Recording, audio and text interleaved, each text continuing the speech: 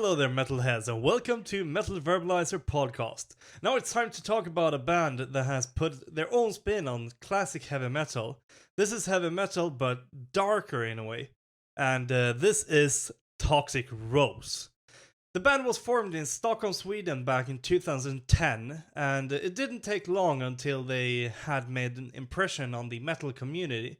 This doesn't really surprise me since their sound is not so classic, even though it is heavily based on a very classic metal sound, or classic heavy metal sound.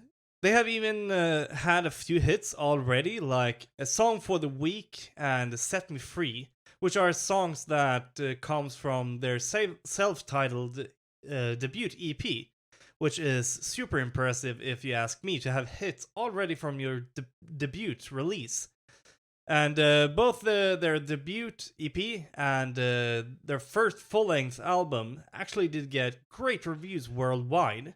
And back in 2018, the band got a new little addition to the band in the shape of a new bass player. When reading about this band, I've seen in several places that the band does not have any plans to slow down. The band seems to be doing the exact opposite. They have, to my understanding, a mindset on bringing back the big shows again, and they are promising a energized and a wild night. In my opinion, you can hear their hard work and that these guys does not kid around through their music, because even their debut EP keeps a really high quality, both with the music itself, but also with the recording process and for what all that is all about. I have mentioned their debut EP a few times now, and it was called ToxicRose, named after the band, and was released back in 2012. This is an EP that sure packs a punch and a very high intensity. It starts off with a song called A Song for the Weak. This song has speed and intensity, and this one gets you in a very pumped up mode, if you know what I mean, with gritty and powerful vocals from Andy, their vocalist. And speaking of the vocals, the choir in the chorus make more use of like octaves instead of the traditional harmonizing backup vocals, which in my opinion gives the song more of an impact, just because it sticks out a little bit. And in my opinion, this song has a heavy metal anthem vibe to it, which I just love. And Set Me Free is the next song in this EP, and it follows almost the same idea as the first song, but here we get additionally the harmonizing vocals as well that we usually hear in classic heavy metal. And Follow Me is a song that has the same sound as the other two songs, but here they are making use of some organ type synths. And this is something that we didn't get in the two first songs of the EP. And it is pretty clear to me that the focus is on the guitars in the sound and vocals instead of the synths and vocals or something, which is something that we see more and more in metal today. ToxicRose has the synthesizers a little dialed down, and which is something that I personally like, since I guess it is because I'm a guitarist myself. And to sum it up, this is just a powerhouse of a debut, and I could not recommend it more if you like metal. And the next release came to us in 2016 in shape of two singles to get us in the mode for a full-length album. The singles that was released was A World of Confusion and We All Fall Down. A World of Confusion is probably one of my absolute favorite releases from the band. A World of Confusion has come to be the band's most popular song, and I am not surprised to why that is. It is a great track with the intensity that we know and love from them, and a chorus that fits great for like crowd sing-alongs when you play live. And that is something that I think is sort of important, that you like can when you play live that you can engage with the audience and let them in on the fun a little bit, if you know what I mean. We All Fall Down is also a fantastic song with some great dynamics, and I think these singles was a great gateway into the upcoming album. The album that the singles led into was also released in 2016 and got the name Total Tranquility. And this is a good one. The album starts with the single World of Confusion, which is a great start to the album. We love that song. And the next song on the album came to be a song called The Silent End of Me. This is a real pedal to the metal song, if you know what I mean with that. And it keeps high speed and power through the whole song, basically. Killing the Romance is the next track in line. And this one is a little bit more melodic in a way.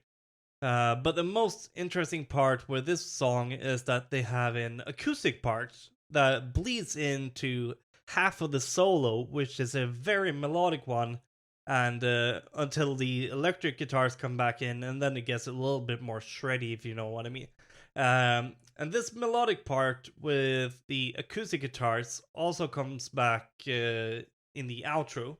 And I think this is pretty cool to and unexpected from a band that makes this intense heavy metal, and it is something that the band hadn't done up to this point. And I think that this album is a very well made for being their first one, and it is a very noticeable that they really have invested in the album, both with money and time. You remember that time investment, that is actually really important, and probably as important as the money investment. Next release came out in 2018, which was a single called The Fallen Ones. This one starts off with a bass line before the other instruments come in, and something that I like with this band is that it seems like they've found their sound, because their sound has been very consistent all the way from their first EP and throughout their other releases that we're going to talk about as well. Now we have reached 2020, where we did get two new singles called on Blood and Remedy.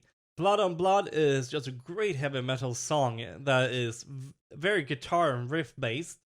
And Remedy is a song that has the synthesizers back, but used sparingly. And both are fantastic releases and perfect to get into like real party mode. Get the party starting, if you know what I mean. And well, now we have actually reached 2021, and here there was some really exciting stuff in the happenings. And in 2021, they released two new singles and a brand new full-length album called In For The Kill. On this record, we can find all of the singles from 2020 and onwards. The Fallen Ones that was released in 2018 was released as a standalone single and is not included on this album. The singles that was released just before the album is called Domination and Out of Time. The new singles are two powerhouses of a release, and they're packed with energy and preparing us for the album. The album is also packed with energy and power. It has the singles that we have been talking about, but also 6 completely new tracks that you do not want to miss out on.